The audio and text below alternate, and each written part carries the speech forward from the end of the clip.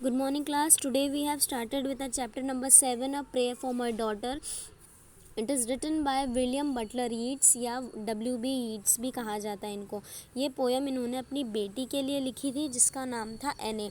एने बॉर्न हुई थी 26 फरवरी 1999 और जब एने का जन्म हुआ था ये बहुत ही फ़िक्र करते थे उसकी और बहुत चिंता करते थे कि उसका फ्यूचर कैसा होगा, बिकॉज़ वो टाइम था वर्ल्ड वॉर का और आयरिश वॉर भी तभी हो रही थी। अंडरस्टूड। और उनको यही चिंता लगी रहती थी कि ऐसी सोसाइटी में ऐसे ख़राब माहौल और एनवायरनमेंट में उनकी बच्ची कैसे जिएगी और उसका कैसा फ्यूचर होगा, क्योंकि आए दिन वॉयलेंस, खून खराबा, मर्डर, रॉबरी तरीके की चीज़ें हो रही थी। और जब एने हुई थी तब वर्ल्ड वॉर का ही टाइम था और इसी वजह से उनको बहुत ज़्यादा चिंता लगी रहती थी उनकी बेटी की। और ये पोएम उन्होंने एने के बर्थ के 2 दिन बाद लिखी थी और ये पोएम पब्लिश्ड हो गई थी 1921 में। WB Yeats was very sensitive person और वो बहुत ही छोटी छोटी चीज़ों के बारे में परवाह करते थे और सोचते थे। Understood? Now coming to the first para of the poem. Once more the storm is howling and how hid under this cradlewood and coverlid my child sleeps on, there is no obstacle. ठीक है। और यहाँ पर storm का मतलब है तूफ़ान, और तूफ़ान किसको कहा गया है? वर्ल्ड वॉर, जो और वायलेंस हो रही है, मर्डर हो रहे हैं, उसको वर्ल्ड वॉर कहा गया है, उसको तूफ़ान कहा गया है। ठीक है। और वो ये बता रहे हैं कि ऐसे माहौल में, मतलब बहुत ही ज़्यादा जहाँ पर माहौल ख़राब हो रखा है और वायलेंस हो रही है, तो उनकी बेटी क्रैडलहुड मतलब बहुत मासूम है और वो ये सारी चीज़ों को फेस नहीं कर सकती अभी, बिकॉज वो बहुत छोटी है और उसका फ्यूचर भी बहुत ज़्यादा उनको डेंजर में लगता है। But Gregory wood and one bare hill whereby the haystack and roof leveling wind bread on the Atlantic can be stayed, and for an hour I have walked and prayed because of the great gloom that is in my mind. और यहाँ पे Grigory उनके friend है जो कि cricketer थे और उनको इटली की आर्मी ने मार दिया था, बट उनको उनके फादर भी बचा नहीं पाए थे ग्रिगोरी के।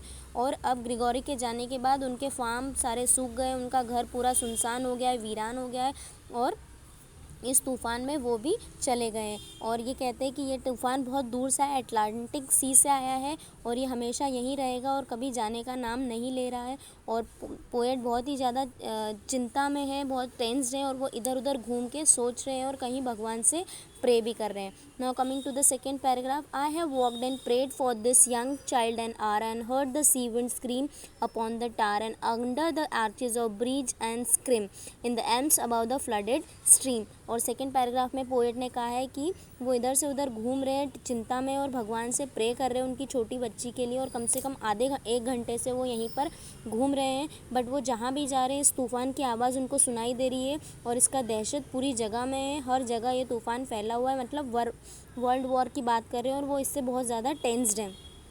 Imagining in excited rivalry that the future years had come, dancing to a friend's drum out of the murderous innocence of the sea. और ये कह रहे हैं कि मैं सोचता हूँ कि जिस तरह से सोसाइटी का माहौल हो रहा है उस हिसाब से वर्ल्ड वॉर होता, लेकिन वर्ल्ड वॉर तो अभी शुरू हो गया है और उनका कहना है कि जो फ्यूचर में होने वाला था वर्ल्ड वॉर वो प्रेजेंट में ही हो गया है, बिकॉज वो देख सकते हैं कि सोसाइटी का माहौल बहुत ज़्यादा एनवायरनमेंट ख़राब हो गया है, सारी तरफ वायलेंस है, मर्डर हो रहे हैं और कोई भी किसी से दया नहीं कर रहा है। ठीक है। और पोएट इसीलिए अपनी बच्ची के बारे में बहुत ज़्यादा टेंस्ड है। And in the third para of the poem poet ने अपनी बेटी की ब्यूटी के बारे में बताया हुआ है और वो भगवान से प्रे भी कर रहे हैं, WB यीट्स। ठीक है। Now coming to the third. May she be granted beauty and yet not beauty to make a stranger's eye distraught or hers because before a looking glass for such and being made beautiful over much. वो कह रहे हैं कि भगवान जी मेरी बेटी को beautiful तो बनाना, लेकिन इतना ब्यूटीफुल मत बना देना कि वो सबका सेंटर ऑफ अट्रैक्शन बन जाए, और अगर वो ज़्यादा ब्यूटीफुल दिखेगी तो उसको अपनी ब्यूटी पे घमंड होने लगेगा, वो प्रैक्टिकल लाइफ से दूर हो जाएगी और हर वक्त अपने शीशे में अपने आप को देखती रहेगी और निहारती रहेगी। ठीक है। और consider beauty a sufficient and loss natural kindness and may be the heart revealing intimacy that chooses right and never find a friend. और वो कहती है कि उनकी बेटी को लगेगा कि दुनिया में सारा काम ब्यूटी से हो जाता है और ब्यूटी सबसे ज़्यादा ज़रूरी है, और उसको प्राउड आ जाएगा, उसके अंदर काइंडनेस नहीं रहेगी, गुडनेस नहीं रहेगी और अच्छा दोस्त नहीं मिलेंगे, बिकॉज जो ब्यूटीफुल लोग रहते हैं उनको ब्यूटीफुल फ्रेंड्स मिल जाते हैं और अच्छे लोग नहीं मिल पाते, इसलिए वो एक दूसरे से शो ऑफ करते रह जाते हैं और लेकिन गुड क्वालिटीज़ उनके अंदर नहीं आती है। नाउ नेक्स्ट पैराग्राफ से हम दूसरे वीडियो में देखेंगे। Thank you.